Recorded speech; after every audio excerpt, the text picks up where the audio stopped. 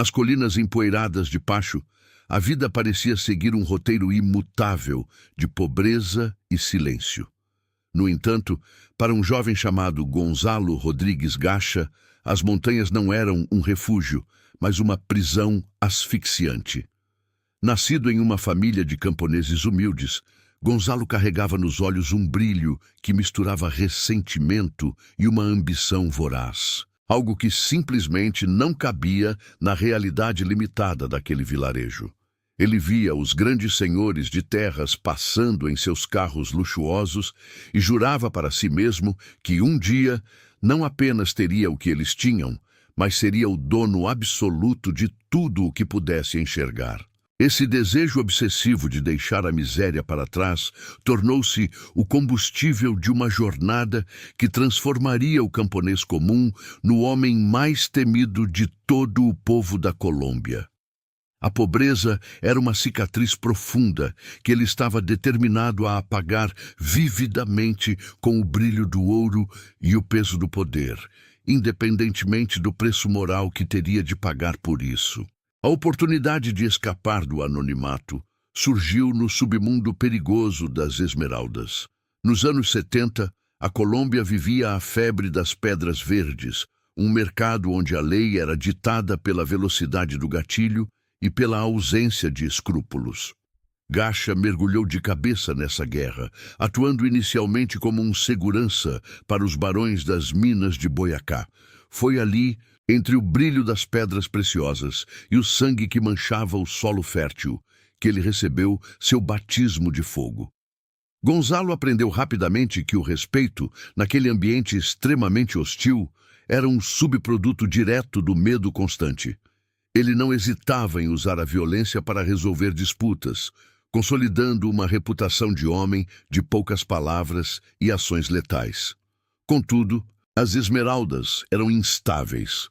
A sorte de encontrar um veio rico podia acabar num piscar de olhos, e as traições eram constantes entre os mineradores. Gonzalo buscava algo mais sólido, uma fonte de poder que não dependesse apenas do acaso geológico, mas de uma estrutura organizada e lucrativa. A transição para o narcotráfico foi o divisor de águas definitivo. Ao entrar em contato com o crescente mercado da cocaína, Gacha percebeu que o pó branco era muito mais lucrativo e constante do que as pedras verdes. Enquanto outros ainda se perdiam em brigas por pequenas minas, ele já visualizava rotas internacionais e lucros que desafiavam a imaginação. Sua mente estratégica e sua disposição natural para o combate o colocaram rapidamente em uma posição de destaque. Ele começou a organizar laboratórios na selva e a estabelecer conexões que transformariam a produção artesanal em uma indústria global. Nessa fase de ascensão, sua identidade cultural começou a sofrer uma mutação. Fascinado pela cultura do México, por sua música, seus filmes e a estética dos ranchos, Gonzalo adotou a alcunha de El Mexicano. Ele passou a viver como se estivesse em um épico moderno de faroeste, cercando-se de cavalos puros e construindo fazendas luxuosas, como a icônica Hacienda Cuernavaca. Sua obsessão não era apenas estética, ele importava cavalos que valiam fortunas e promovia festas onde o poder era exibido sem modéstia. Gacha se via como um caudilho, um líder militar que protegia seus aliados e aniquilava seus inimigos com a mesma frieza de seus negócios. Ele era o braço armado de uma nova ordem criminosa nascente. Antes de continuarmos, inscreva-se no canal e nos diga nos comentários de onde você está assistindo. Esse homem, que agora comandava exércitos e possuía uma fortuna imensa, percebeu que sua expansão estava atingindo limites. Ele precisava de aliados que compartilhassem de sua visão de domínio total e que tivessem a coragem para enfrentar o Estado. Foi nesse momento de necessidade que o destino uniu as mentes perigosas da época. O encontro entre Gonzalo Rodrigues Gacha e um jovem líder chamado Pablo Escobar estava prestes a acontecer. Essa aliança não seria um pacto comercial comum, mas a fundação de um império que colocaria o mundo de joelhos. Gacha sentia que o futuro estava em suas mãos, mas ele ainda não imaginava que aquela parceria mudaria sua trajetória de uma ascensão para um caminho sem volta. O encontro entre Gonzalo Rodrigues Gacha e Pablo Escobar não foi um simples aperto de mãos entre criminosos. Foi a fusão de duas forças telúricas que redesenhariam o destino sombrio da Colômbia. Enquanto Escobar era a face carismática, o mestre da manipulação e o estrategista político, Gacha era o martelo, a força bruta que esmagava resistências. Ao lado dos irmãos Ochoa, figuras aristocráticas do crime, eles consolidaram o Cartel de Medellín, uma organização que operava com a precisão de uma multinacional legítima e a brutalidade de um exército invasor medieval. O mexicano rapidamente se tornou o diferencial tático necessário para a sobrevivência e expansão do grupo. Enquanto outros sócios se preocupavam apenas com rotas e lavagem de dinheiro, ele estava obcecado pela segurança perimetral e pela força militar. Gacha foi o verdadeiro arquiteto da militarização do narcotráfico colombiano. Ele não confiava apenas em sicários de rua com armas leves. Ele buscou instrução de alto nível, trazendo mercenários israelenses e britânicos experientes para treinar seus exércitos particulares nas densas e úmidas selvas de Magdalena Médio.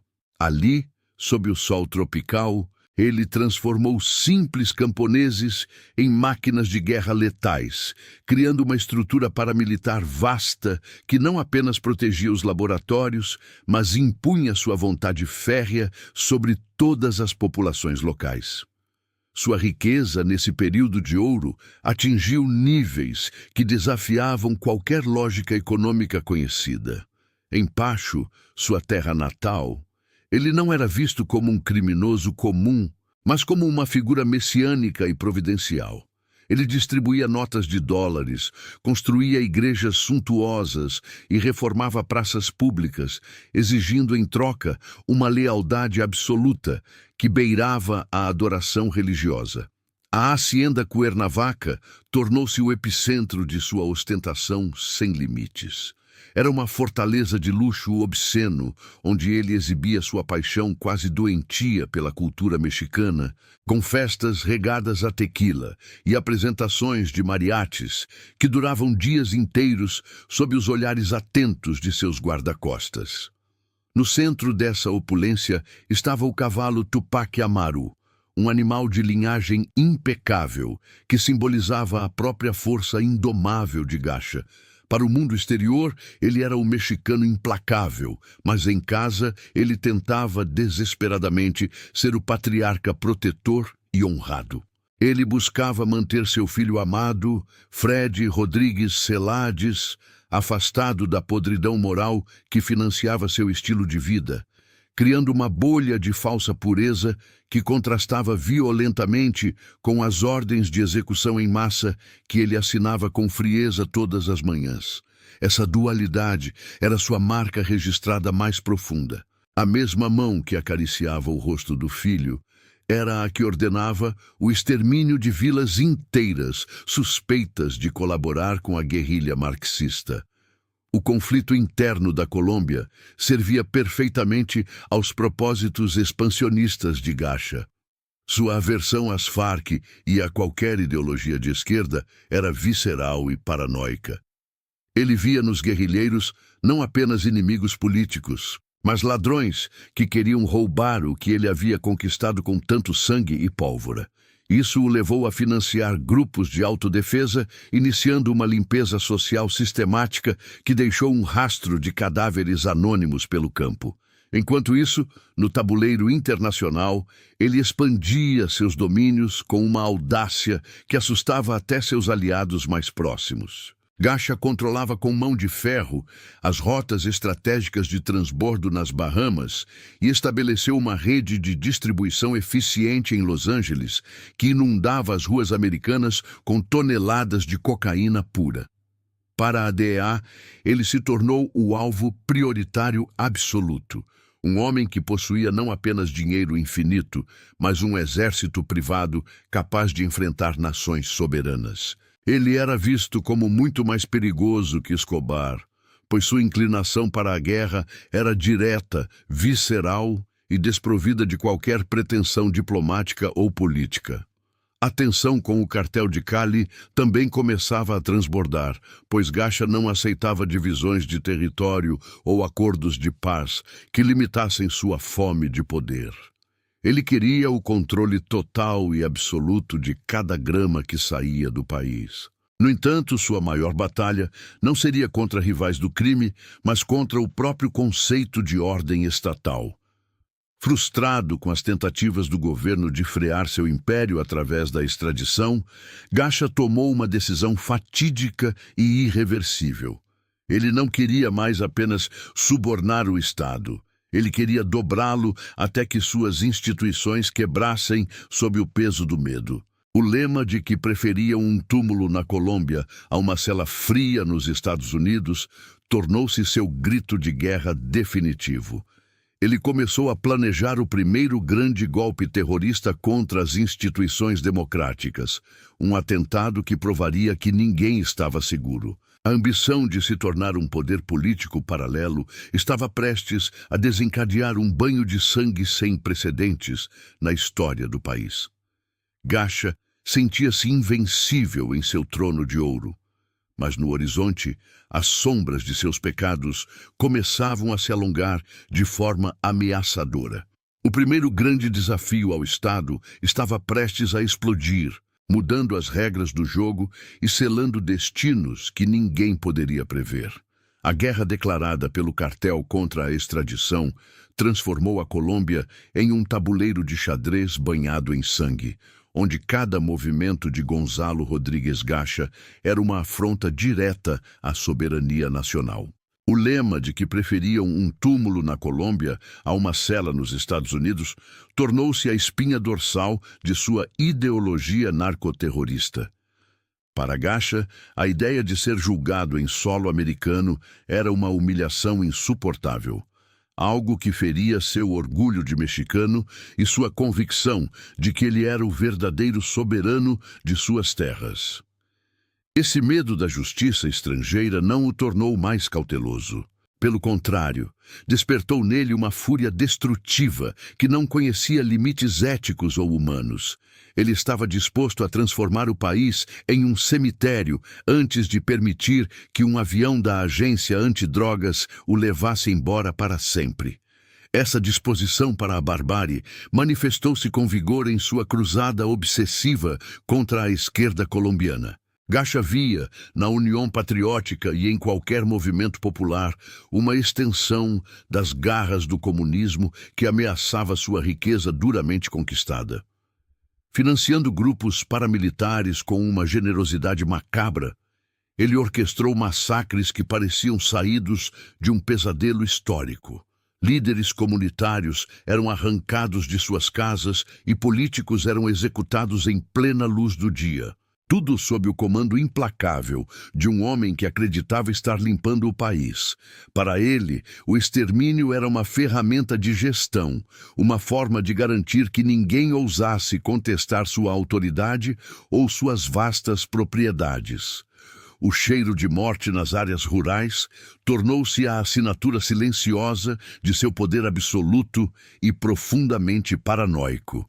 A imprensa, no entanto, recusava-se a baixar a cabeça, e isso enfurecia Gacha mais do que as próprias operações militares. O jornal El Espectador, sob a liderança de mentes corajosas, continuava a desmascarar a podridão por trás do seu império.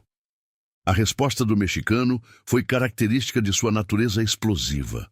Um carro-bomba carregado de dinamite explodiu diante do edifício do jornal em Bogotá, transformando o coração da imprensa em escombros e vidro quebrado. O impacto da explosão não apenas feriu inocentes e destruiu arquivos históricos, mas tentou estilhaçar a própria alma da democracia colombiana.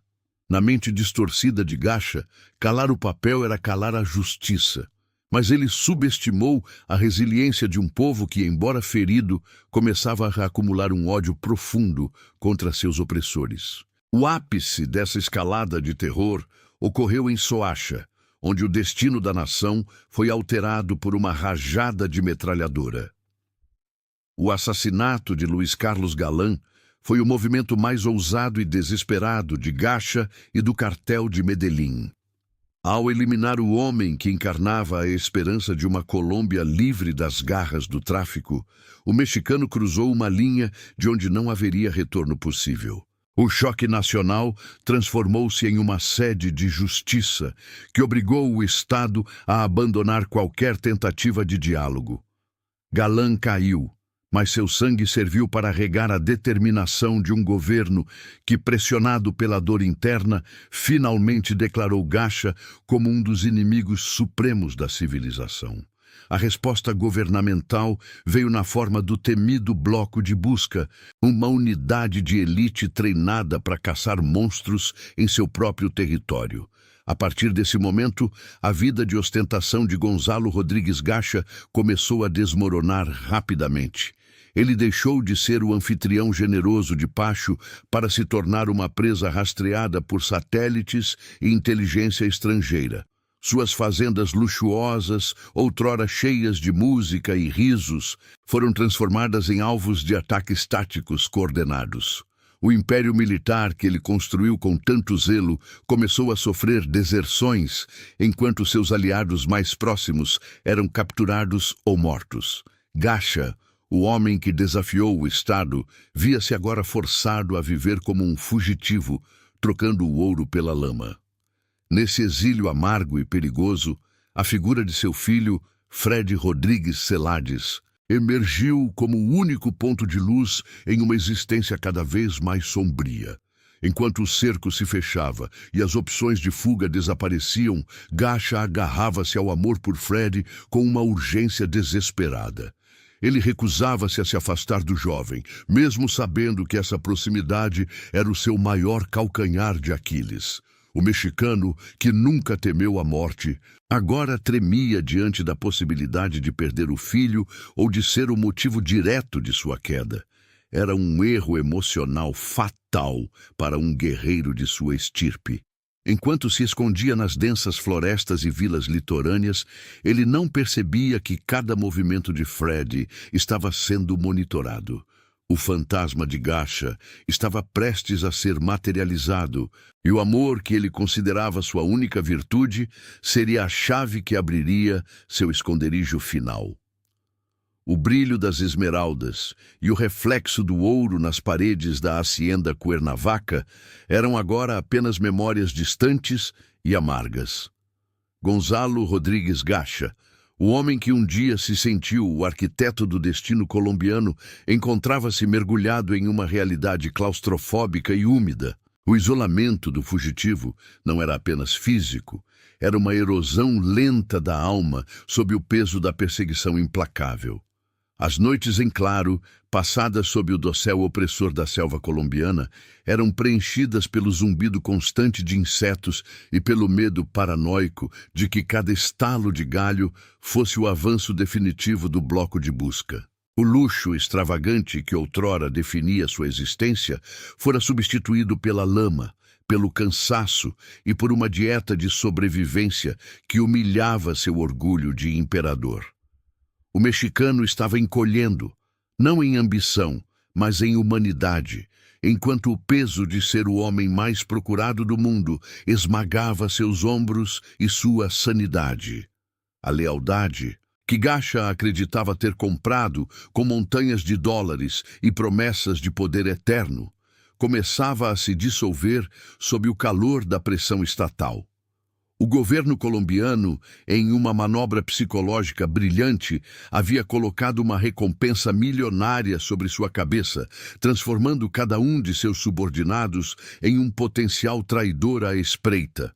O medo, mais poderoso que a gratidão, sussurrava nos ouvidos dos sicários que antes juravam morrer por ele. A estrutura militar que ele montou com tanto rigor e brutalidade apresentava agora rachaduras profundas e irreversíveis. Gacha via a hesitação nos olhos de seus poucos guarda-costas restantes e o silêncio desconfortável que se seguia às suas ordens, cada vez mais erráticas. Ele sabia que o império da cocaína era construído sobre areia movediça, mas a solidão absoluta do poder nunca fora tão evidente. No entanto, em meio à desconfiança generalizada, um único laço permanecia inquebrável. Fred Rodrigues Celades não era apenas o filho de Gacha, ele era a personificação de tudo o que o narcotraficante esperava deixar como legado em um país que ele tentou domar. Em um mundo de traições e sombras, Fred era a única certeza e o último resquício de afeto genuíno. O amor incondicional que Gonzalo sentia pelo jovem tornou-se sua bússola moral distorcida e, simultaneamente, sua sentença de morte inevitável. Enquanto seus assessores mais pragmáticos sugeriam que pai e filho deveriam se separar imediatamente para aumentar as chances de sobrevivência, o mexicano recusava-se terminantemente. Ele não conseguia conceber a ideia de abandonar Fred à própria sorte ou de enfrentar o fim inevitável sem o único ser humano que ainda o via como algo além de um monstro sanguinário. Essa conexão visceral, no entanto, era exatamente o fio condutor que a inteligência do Estado precisava para tecer sua rede final. O Serviço de Inteligência colombiano, auxiliado discretamente por tecnologia estrangeira avançada, mudou radicalmente sua tática de caça.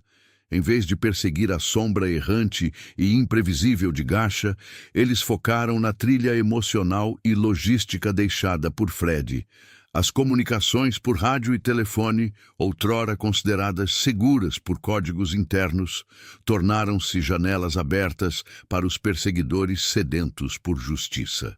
Cada mensagem cifrada, cada movimentação logística para garantir o bem-estar ou o conforto do filho, revelava uma nova coordenada no mapa desesperado da fuga. O monitoramento era cirúrgico e constante. Os analistas em Bogotá ouviam a respiração ofegante e a ansiedade crescente nas vozes dos fugitivos, mapeando com precisão o deslocamento da dupla em direção ao litoral norte da Colômbia, onde o cerco começava a se fechar como uma serpente silenciosa. O destino agora apontava para Tolú, uma região litorânea onde o calor era sufocante e a visibilidade para as forças que chegavam pelo mar ou pelo ar era traiçoeiramente clara. Gacha acreditava falsamente que a vastidão da costa poderia oferecer uma rota de fuga rápida para o Caribe. Talvez uma última tentativa de recomeçar em algum paraíso fiscal esquecido. Mas o movimento das tropas era coordenado, silencioso e letal. Caminhões camuflados e unidades de elite infiltraram-se na região, cercando as plantações de banana e as fazendas isoladas que serviam de esconderijo temporário para os criminosos. A arrogância de Gacha, que outrora o fizera desfilar em cavalos de raça diante de multidões em Pacho, agora o mantinha acuado em quartos escuros, esperando por um milagre que a história raramente concede aos homens que semearam o sangue por onde passaram. A falha final não veio de um satélite de ponta ou de um erro tático monumental, mas do elemento mais humano e previsível de todos: a traição por ganância. Um informante próximo, alguém que conhecia os hábitos mais íntimos da família e que sucumbiu ao peso da recompensa astronômica, entregou a localização exata da fazenda onde Gacha e Fred buscavam um breve e ilusório refúgio. A informação era precisa, detalhada e devastadora para o império que desmoronava. O mexicano estava ali, com sua guarda reduzida e seu coração exposto, sem saber que o som dos rotores dos helicópteros já ecoava ao longe, cruzando o céu em direção ao seu destino final. Gacha, o homem que jurou nunca ser capturado, estava prestes a descobrir que o mundo não tinha mais lugar para ele, e que o informante já havia selado seu fim de forma irreversível. O sol mal havia começado a castigar a paisagem de Tolu quando o som metálico dos rotores rasgou o silêncio pesado da manhã de 15 de dezembro de 1989. Não era o sussurro do vento nas bananeiras, nem o rugido do mar ao longe. Era o som da morte chegando do céu, rítmico e inevitável. O bloco de busca, movido por meses de inteligência obsessiva e pela traição final que comprara o silêncio de seus confidentes, pairava sobre a fazenda como aves de rapina prontas para o bote. Gonzalo Rodrigues Gacha, o homem que outrora comandava exércitos particulares e decidia quem vivia ou morria com um simples aceno, sentiu o chão vibrar sob seus pés de uma forma que nunca sentira antes. Ao seu lado, Fred Rodrigues Celades, seu filho, o reflexo de sua própria juventude e o único motivo pelo qual ele ainda não havia se entregado à escuridão total da selva sozinho. A emboscada fora montada com uma precisão cirúrgica, fechando todas as rotas terrestres antes mesmo que o primeiro helicóptero fosse avistado no horizonte límpido do litoral colombiano. "Corre, Fred, agora!" O grito de Gacha não era mais o comando de um general implacável, mas o apelo visceral de um pai desesperado que via o cerco se fechar. Eles saltaram para dentro de uma caminhonete vermelha, uma tentativa desesperada e fútil de escapar da vigilância implacável que vinha de cima. O motor rugiu em agonia enquanto o veículo avançava desgovernado pelas trilhas estreitas e poeirentas que serpenteavam através das vastas plantações de banana, onde as folhas verdes pareciam chicotear as laterais do carro. Do alto, os atiradores de elite do bloco de busca, suspensos no ar, observavam o rastro de poeira como se seguissem uma formiga em um tabuleiro. A perseguição foi um espetáculo de pura violência e desespero humano. Balas traçantes riscavam o ar quente, atingindo a lataria do veículo com estalos metálicos e estilhaçando os vidros em 1000 pedaços de cristal que brilhavam sob o sol tropical. Gacha, empunhando sua submetralhadora com as mãos suadas e trêmulas, tentava revidar contra um inimigo que o via de cima, um adversário que não tinha rosto nem piedade, apenas o poder absoluto do Estado que ele tanto desafiou. O destino, porém, não aceita mais negociações de quem já esgotou seu tempo. Em um momento que pareceu congelar o tempo e suspender a gravidade, uma rajada certeira de metralhadora atingiu o jovem Fred em cheio. O impacto brutal o lançou contra o painel da caminhonete, o sangue jovem e quente manchando a mesma terra que o pai tanto tentara dominar a ferro e fogo. Gacha freou o veículo bruscamente, ignorando os tiros que continuavam a chover ao seu redor. Ele não via mais soldados, não ouvia mais os helicópteros. Ele via apenas o corpo inerte de sua maior fraqueza e sua única virtude genuína. O grito que escapou de sua garganta foi um som desumano, uma mistura de fúria cega e uma dor insuportável, que nenhuma fortuna em esmeraldas, ouro ou cocaína poderia aliviar ou comprar. Ali, no meio da poeira sufocante de Tolu, o mexicano morreu emocionalmente antes mesmo que seu coração parasse de bater. O monstro que desafiou nações e presidentes foi reduzido a um homem quebrado, segurando o filho morto nos braços enquanto o mundo ao seu redor desmoronava em cinzas. Cercado, ferido e sem nada mais a perder, Gacha refugiou-se entre a vegetação baixa, tentando uma última e suicida resistência contra o inevitável. Os soldados avançavam com cautela milimétrica, sabendo que um animal encurralado e em luto é o mais perigoso de todos os predadores. O lema que ele tanto repetiu como uma prece profana, preferimos um túmulo na Colômbia a uma cela nos Ixcua, estava prestes a se tornar sua realidade definitiva e eterna. Não haveria extradição, não haveria celas de segurança máxima ou julgamentos em tribunais estrangeiros. Com uma granada na mão e o rosto desfigurado pelo ódio, pela exaustão e pelo luto, Gacha escolheu o fim nos seus próprios termos. A explosão que se seguiu não foi apenas o fim físico de um homem, mas o encerramento violento de um capítulo sombrio de terror que quase ajoelhou um país inteiro. Versões divergem sobre se ele se detonou ou se o tiro de misericórdia veio de um atirador de elite, mas o resultado era o mesmo. O titã de Pacho havia caído no pó. A imagem que correu o mundo poucas horas depois era visceral e crua. O corpo de Gonzalo Rodrigues Gacha jazia no solo seco e indiferente, descalço, sujo de lama, suor e sangue, a quilômetros de distância do luxo obsceno da Hacienda Cuernavaca. Aquela fotografia, capturada no calor do momento, desmitificou instantaneamente a figura lendária do mexicano. Ele não era um deus da guerra, nem um herói invencível das classes populares. Era apenas um homem mortal e vulnerável que havia sido finalmente devorado pela própria espiral de violência que semeou com tanto afinco. O impacto psicológico na Colômbia foi imenso, uma mistura de alívio e choque. O homem que se considerava o ministro da guerra do cartel, o pilar de aço da organização, estava morto. Para Pablo Escobar, a notícia chegou como um trovão devastador em um céu que já se tornava negro.